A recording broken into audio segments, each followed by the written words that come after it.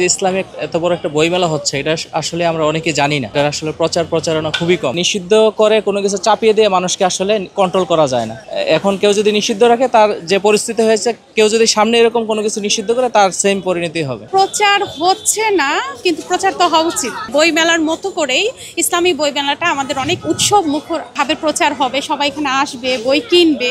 আমাদের new generation যারা আসতেছে তারা সবাই ইসলাম সম্পর্কে জানবে। আমাদের এখানে তো সব মেলায় বা সব কিছুরই প্রচার হয়, কিন্তু ইসলামিক কোনো জিনিসের প্রচার হয় না। আসলে এটা হওয়া উচিত। আসলে এই যে ইসলামিক এত বড় একটা বইমেলা হচ্ছে, এটা আসলে আমরা অনেকে জানি না যে এত বড় একটা বইমেলা হচ্ছে। এটার আসলে প্রচার প্রচারণা খুবই কম। আপনাদের মিডিয়ায় বলেন বা পেপার পত্রিকায় বলেন, প্রচার প্রচারণা অনেক কম হওয়ার কারণে অনেক মানুষই আসলে জানে না।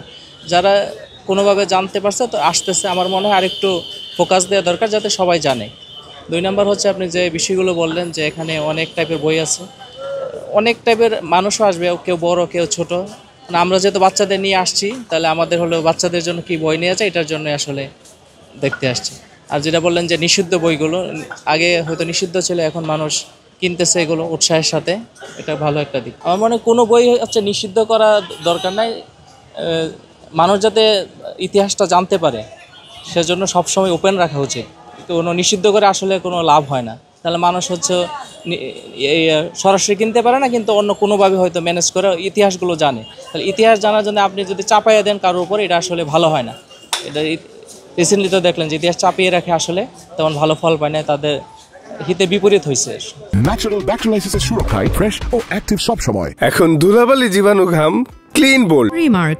আসলে আমি তো বললাম যে নিষিদ্ধ করে কোনো কিছু চাপিয়ে দিয়ে মানুষকে আসলে কন্ট্রোল করা যায় না। তাই মানুষের ফ্রিডমের স্বাধীনতা থাকা উচিত, তার কি জানতে চায় এটা স্বাধীনতা থাকা উচিত। এখন কেউ যদি নিষিদ্ধ রাখে, তার যে পরিস্থিতি হয়েছে, কেউ যদি সামনে এরকম কোনো কিছু নিষিদ্ধ করে, তার সেম পরিণতি হবে। এই তো অনেক রকমের বই কিনেছি, বাচ্চাদের প্লাস হচ্ছে আমাদের পড়ার উপযোগী বইগুলো কেনা হয়েছে। আমি বি স্মার্ট উইথ মুহাম্মদটা কিনলাম, ফুল ও কাটা বইটা কিনেছি।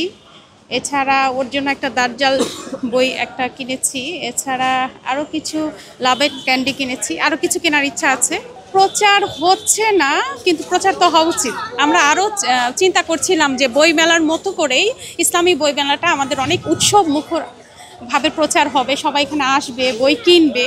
আমাদের নিউ জেনারেশন যারা আসতেছে তারা সবাই ইসলাম সম্পর্কে জানবে।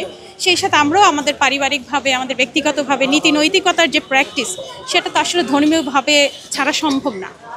আর বইমেলা মানেই নির্দিষ্ট কোনো, মনে হয় না যে এখানে নির্দিষ্ট কোনো ক্যাটাগরির বই, সব কেন্দ্রিকই বই রয়েছে। আমরা বই পড়তে পারি, বইয়ের প্রতি আমাদের একটা অভ্যস্ততা তৈরি হবে বাচ্চাদের প্লাস আমাদের।